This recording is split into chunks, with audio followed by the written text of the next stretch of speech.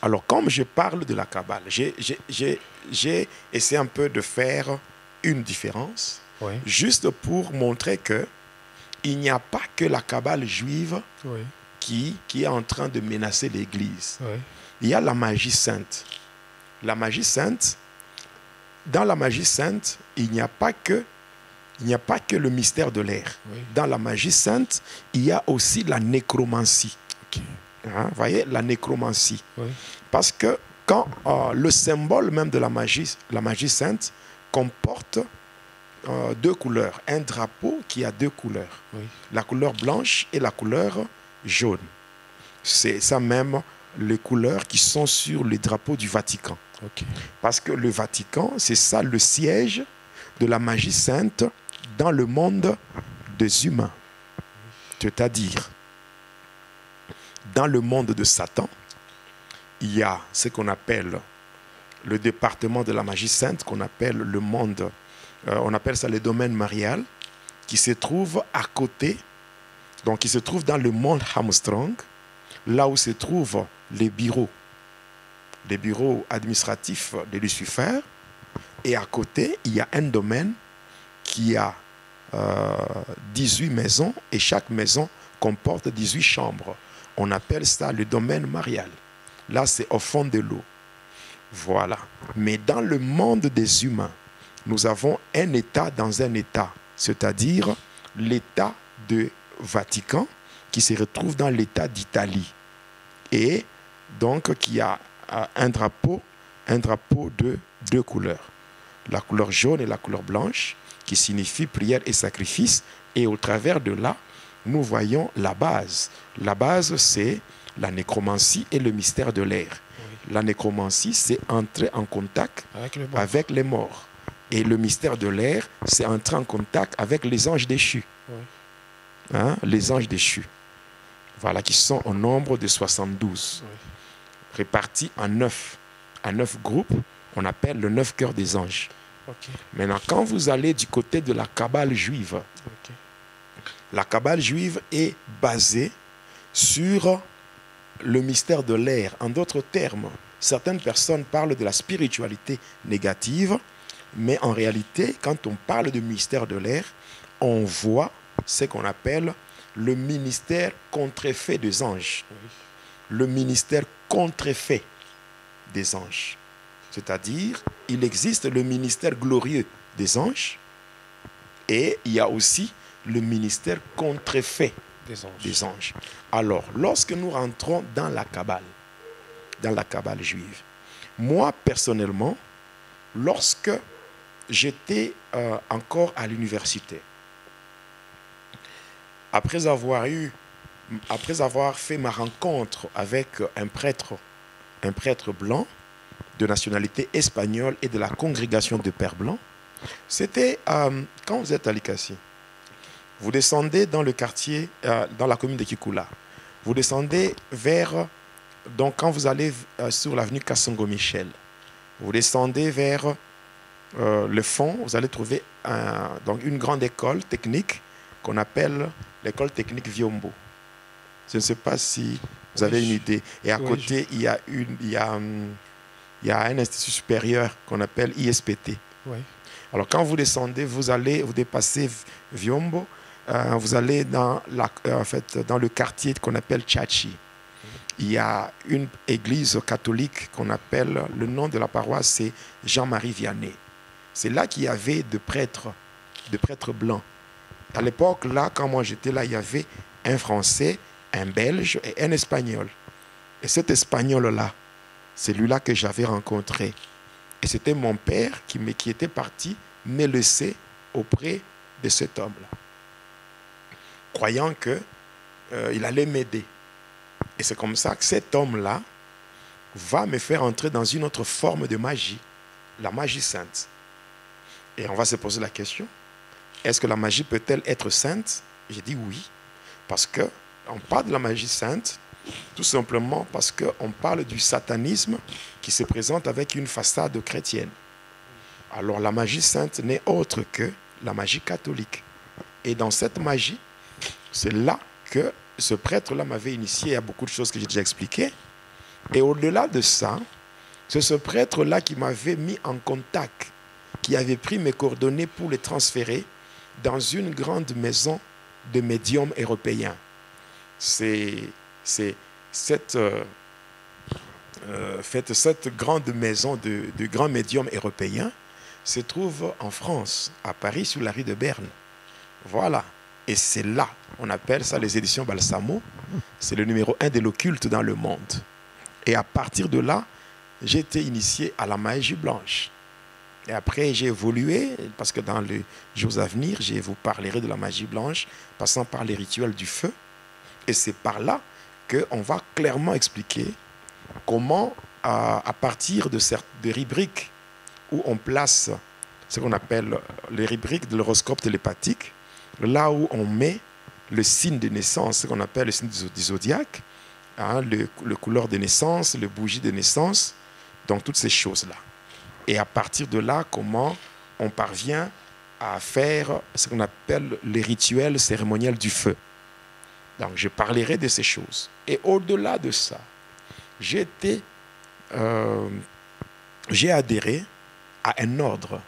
On appelle ça l'ordre des Esséniens. Bon, on aura le temps de parler de ça. L'ordre des Esséniens, le manteau bleu. C'est ainsi que vous verrez sur certaines photos, sur certaines images, vous verrez, on représente un certain Jésus ou une certaine Marie avec une robe blanche et au-dessus, il y a un manteau bleu. Donc là, elle a des rayons lumineux à ses doigts, à ses mains, et elle a une couronne de 12 étoiles et ses pieds reposent sur un serpent. Là, c'est l'ordre des Esséniens. Donc, je parlerai de ça. Et toujours là, c'est là que quand j'évoluais, je vous ai dit dans une des émissions que j'étais diplômé dans la psychomagie.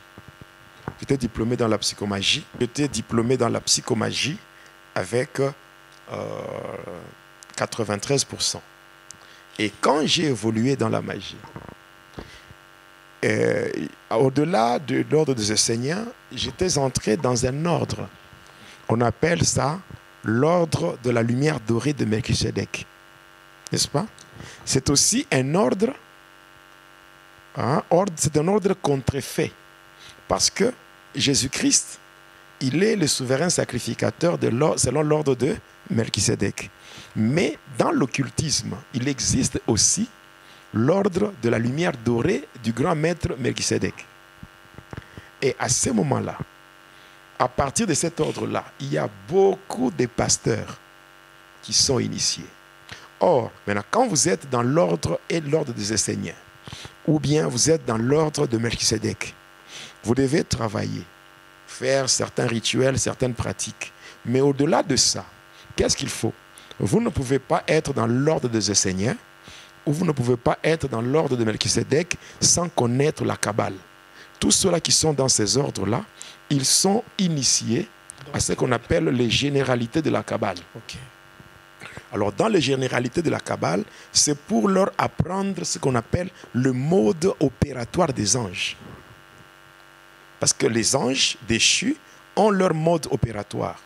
Ce n'est pas n'importe qui peut travailler avec ces anges s'il ne connaît pas le mode opératoire. C'est comme ça que dans la Kabbale, lorsque moi j'étais initié dans ces ordres-là, j'étais initié aussi à la Kabbale et j'étais obligé même d'approfondir la Kabbale jusqu'à ce que j'ai été même intronisé. Non seulement j'ai connu l'intronisation, j'ai aussi reçu les vêtements de la Kabbale. Donc, par les vêtements de la Kabbale, j'ai reçu même certains instruments qu'on utilise dans la Kabbale. Vous voyez, par exemple, le chauffard. Vous connaissez le chauffard? Le chauffard. Oui. Le chauffard, oui. Oui, je vois que...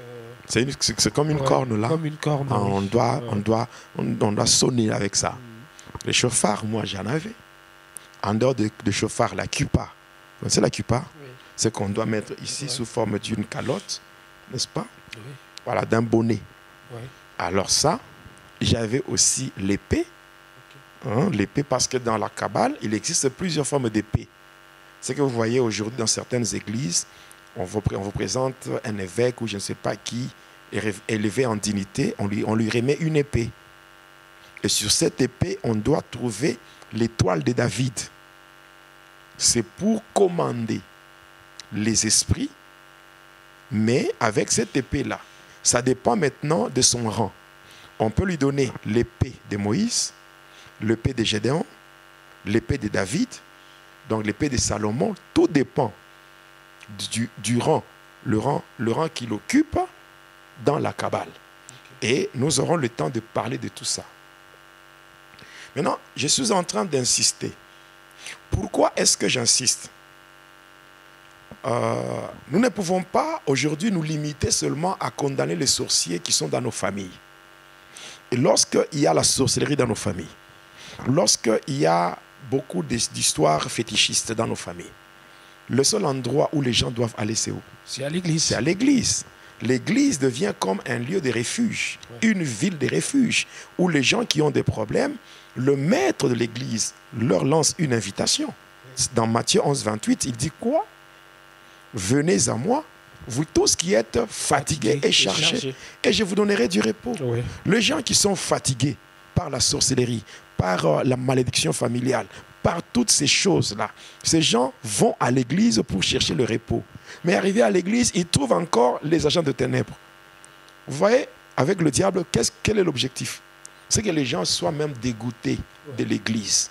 Ils disent, nous étions dans le monde, nous sommes allés à l'église croyant qu'on pouvait trouver le repos. Mais arrivé à l'église, on amplifie encore notre souffrance. Alors, autant rester dans le monde. Et pratiquement, pasteur, dès nos jours, dans plusieurs églises, les gens qui y vont sont le plus souvent déçus. Oui, oui. Beaucoup de gens sont déçus. Pourquoi? Ils sont maltraités, tourmentés par les choses qu'ils vivent dans le monde et dans leur famille. Ouais. Et des fois, certains soi-disant serviteurs profitent de cette faiblesse-là parce que quelqu'un est en difficulté, quelqu'un traverse un moment difficile, Oui. Et il recourt vers un serviteur des dieux. Mais voyant la faiblesse, et les serviteurs abusent le plus souvent. Voilà. Et c'est comme ça que quand les gens ne trouvent pas leur compte dans l'église, ils restent dans le monde à la merci du diable et au final, le peuple de Dieu est détruit. Maintenant, si le Seigneur a voulu que nous qui étions dedans, nous qui étions dans cette boîte satanique,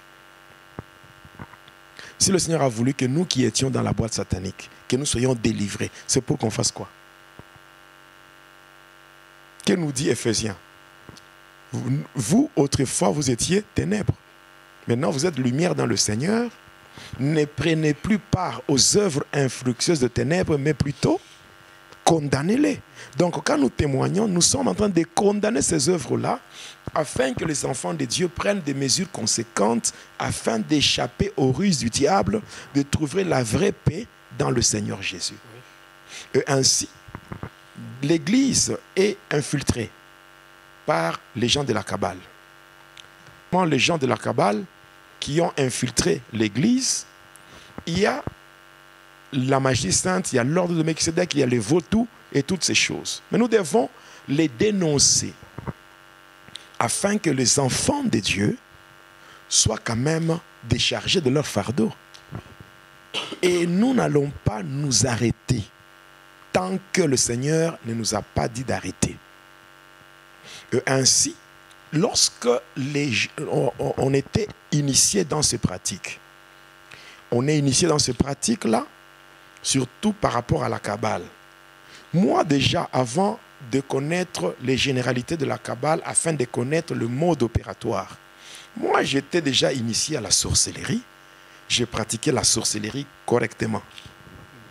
Oui, les deux, j'ai pratiqué la nécromancie facilement avec le prêtre catholique. Non seulement ça, j'ai beaucoup évolué. J'ai travaillé dans le monde de pandémonium. Après, j'ai fait le pacte de l'épée, ce qui m'a donné l'accès au monde de Tiferet. Et à partir de là, parce qu'aujourd'hui, il y a beaucoup de gens qui font des témoignages, ce qui n'est pas mauvais. Mais il y en a d'autres qui ont connu un niveau superficiel, mais peut-être pour chercher à faire plaisir aux gens, ils commencent à dire des choses. D'autre part, on constate que des choses qui sont un peu erronées. Mais en réalité, quand vous suivez quelqu'un qui a été réellement dans la Kabbale, dans le satanisme, il vous dira des choses, même si aujourd'hui, je me retrouve combattu, comme vous l'avez dit au début, toujours combattu, mais jamais abattu. Je sais pourquoi. C'est parce que même le diable, dans son camp-là, il sait que cet homme, il est en train de me trahir. Il est en train de dévoiler clairement mes œuvres. Et ainsi, lorsque on est initié à la Kabbale, et c'est là que les enfants de Dieu doivent comprendre qu'il existe deux types de kabbalistes. C'est-à-dire la Kabbale est divisée en deux. Il y a ce qu'on appelle les judéo-chrétiens et il y a aussi ce qu'on appelle le rabbis ou le rabbin. Il y a les judéo-chrétiens, ce sont de chrétiens, mais qui se sont judaïsés, qui prennent beaucoup plus certaines choses de la Kabbale, des choses de la Kabbale, et qui viennent avec ça pour distraire les enfants de Dieu. Oui. C'est comme les gens qui viennent pour vous dire que si vous êtes dans l'église et que vous avez donné votre vie à Jésus-Christ, vous n'êtes pas encore sauvé. Vous allez comprendre à un moment donné, il y avait un mouvement de gens qui venaient dire que pour être sauvé, il faut seulement donner votre nom à Yehoshua Mashiach ou Yeshua Mashiach. Vous voyez? Donc ça, c'est aussi une distraction des judéo-chrétiens. Des deux, il y a ce qu'on appelle le rabbin ou rabbis. Ce sont des kabbalistes qui ont découvert le mode opératoire des anges. Alors, ceux qui ont découvert le mode opératoire des anges, ils agissent avec la puissance ou le pouvoir des anges. C'est là que interviennent les versets que j'ai donnés au début. Oui. Le verset que j'ai donné au début, j'ai donné le livre de Deutéronome et l'épître de Paul aux Colossiens. Ici, qu'est-ce que vous allez comprendre? En lisant bien la parole de Dieu, le Seigneur a dit quoi? Il vous est avantageux que je m'en aille. Parce que si je ne m'en vais pas, celui qui était promis ne viendra pas. Le consolateur. Et là, il parlait du Saint-Esprit. C'est ça. Maintenant, ici, dans la Kabbale, une fois que vous avez la connaissance sur le mode opératoire des anges, là, vous n'avez pas besoin du Saint-Esprit. C'est ça le problème. On n'a pas besoin du Saint-Esprit, mais on est obligé d'entrer en communion avec les anges. Maintenant, prenons la parole de Dieu. Que nous dit la parole de Dieu par rapport aux anges? Hébreux 1, le verset 14. Qu'est-ce que la Bible dit? Les anges ne sont-ils pas des esprits au service de Dieu, envoyés pour exercer un ministère en faveur de ceux qui doivent hériter le salut? C'est-à-dire les anges, ce sont des esprits qui ne sont pas égaux au Saint-Esprit. Je ne sais pas si vous me comprenez. Oui. Les anges, ce sont des esprits qui ne sont pas égaux au Saint-Esprit. Et par rapport à ça, quand nous parlons de ces anges-là, qui n'ont pas la même puissance que le Saint-Esprit, quand on les invoque, ou on évoque les anges, automatiquement, on n'est pas dans l'abomination. On est dans l'abomination. Parce qu'il a dit, vous n'apprendrez pas à imiter les abominations de ces nations-là. Oui. Qu'on trouve chez toi, personne qui fasse ceci, ou qui va vers ceux qui évoquent les esprits. Or, une fois que vous êtes dans une église qui est dirigée par un kabbaliste, bon, lui, là, il invoque qui? Les esprits. Et quand vous allez vers lui, vous êtes en abomination avec Dieu. Et ainsi, les gens qui sont dans la Kabbale, ils font ce qu'on appelle les cultes des anges. C'est ainsi que Paul, en son temps, il avait vu. Donc, cette histoire de la Kabbale, ce n'est pas seulement aujourd'hui, même du temps des apôtres. Cette histoire des Kabbales menaçait l'Église même au niveau des Colosses. C'est ainsi que Paul va dire que personne, quelle que soit sa forme d'humilité ou par un culte des anges, ne vous ravisse le prix de votre course. Oui. Et aujourd'hui, nous voyons les gens qui sont dans la Kabbale et qui font toutes ces choses. Ici, déjà, quand nous étions dans la Kabbale, moi, quand je descends à Likassi, il arrive des fois que certaines personnes, quand ces personnes me voient, qu'est-ce qu'ils me disent? Il y a des gens qui ont tendance à m'appeler par mon ancien nom. Pourquoi? Parce qu'ils me connaissaient. Depuis que j'ai quitté Likassi pour m'installer à Lubumbashi, il y a d'autres qui ne m'ont pas vu, ça fait longtemps. Et ils croyaient que j'étais toujours ce prophète-là. Parce qu'à l'époque, je réunissais beaucoup de gens chez moi qui venaient pour des prophéties et tout. Et là, comment est-ce qu'on opérait en tant que tel? Et c'est ce que même les faux prophètes font aujourd'hui. Alors, pour distraire les gens, comment est-ce que le diable nous apprenait? Les gens qui sont dans la Kabbale, pour avoir la puissance, cette puissance, très souvent, la puissance des anges se transmet par la voie sexuelle. Oui. Je ne sais pas s'il existe aussi l'onction sexuellement transmissible. Je ne pense pas. Mais dans la Kabbale, c'est ça. Et ainsi, il y a une déesse du nom de Shekinah. Alors, la déesse Shekinah, quand on l'invoque, et très souvent, il y a des rituels qui se font passant par le sexe et des pratiques basées sur la perversion sexuelle.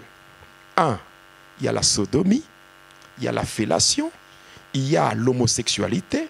C'est la raison pour laquelle il y a même des pasteurs homosexuels. Leur homosexualité là, il y a même des pasteurs qui sont bisexuels.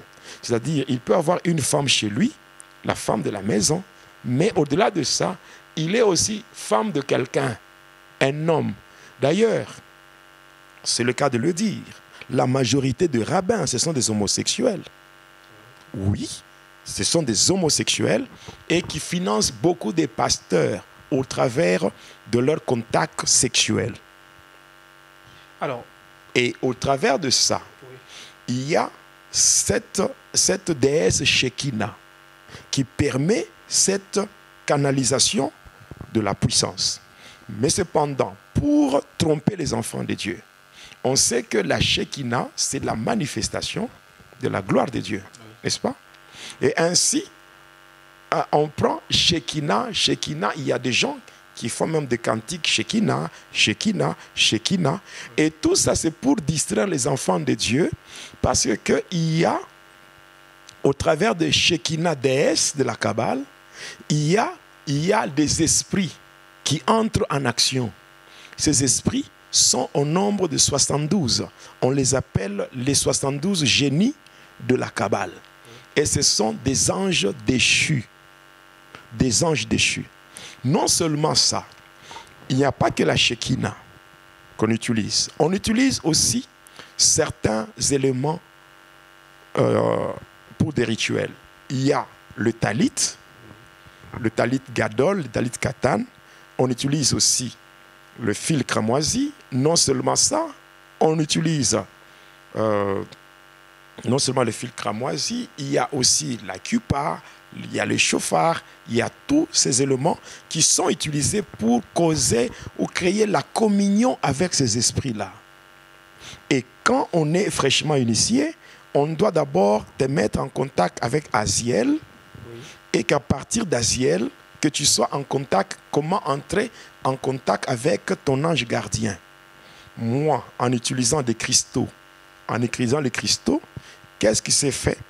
Donc les cristaux, parce qu'à chaque ange correspond des cristaux. Et à partir de là, moi, on m'avait mis en contact avec un ange. Je connaissais même mon ange gardien. Il s'appelait Nemadel. Et oui, mon ange gardien Nemadel. Et quand on utilise le petit talit, on est en contact avec lui. Ou bien, quand on veut maintenant entrer en contact avec plusieurs entités. D'abord, quand on est en contact avec son ange gardien, ça c'est la première des choses. Deuxièmement, on doit entrer en contact avec les 4 anges majeurs. Il s'agit de Michael, Gabriel, Raphaël et Uriel. Et au travers de ces anges, tu as la capacité de faire ce qu'on appelle la télépathie, la téléportation et la télékinésie. Et ces choses-là se traduisent au travers des fausses délivrances qui se font dans des assemblées.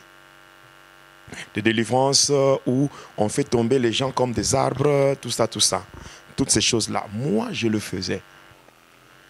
Non. Maintenant, au-delà de ça, la dernière fois quand je parlais, j'étais arrivé sur le pourquoi de ce pouvoir-là qui nous a été donné. Parce que même moi, quand les gens venaient chez moi, je leur donnais certaines choses pour exercer ce pouvoir. Mais l'objectif était d'influencer les assemblées locales au travers de 4 éléments. Et ces 4 éléments pouvaient pousser les gens à vivre dans la recherche de ce qu'on appelle le conformisme mondain et avoir une vie confortable dans le matériel. Oui. Je me rappelle avoir dit ça. Okay, oui. Donc, une vie confortable dans le matériel. Et cette vie fait oublier aux enfants de Dieu le pourquoi de leur présence dans l'Église. Parce que le diable avait falsifié Colossiens 1,16 qui dit « Tout a été créé par Dieu et pour Dieu, par Jésus et pour Jésus ». Cela veut dire la vie selon Dieu. La vie selon Dieu ne tourne pas autour de l'homme. La vie tourne autour de Dieu. Oui. C'est-à-dire, aujourd'hui, la plupart des gens qui vont à l'église, la question qu'il faut se poser, est-ce que vont-ils chercher Dieu ou bien ils vont pour chercher des solutions à leurs problèmes? Et vous allez vous rendre compte ensemble avec moi, c'est que la plupart des gens qui vont dans les églises, ils vont pour chercher des solutions à leurs problèmes. Il y a un problème de conformisme mondain. Et au travers de ça, ce que le diable nous disait, c'est qu'à tout prix, il fallait chasser Jésus de l'église. Et par conséquent, lorsque Jésus est chassé de l'église, nous tombons directement dans un culte qui n'est pas rendu à Dieu, mais nous sommes dans un culte des Baals. Là où un culte basé sur la prospérité, sur la fécondité de femmes, la fertilité du sol, et à ce culte-là, on associe le pouvoir, la démonstration. Et ce sont les choses qui se font dans des églises aujourd'hui.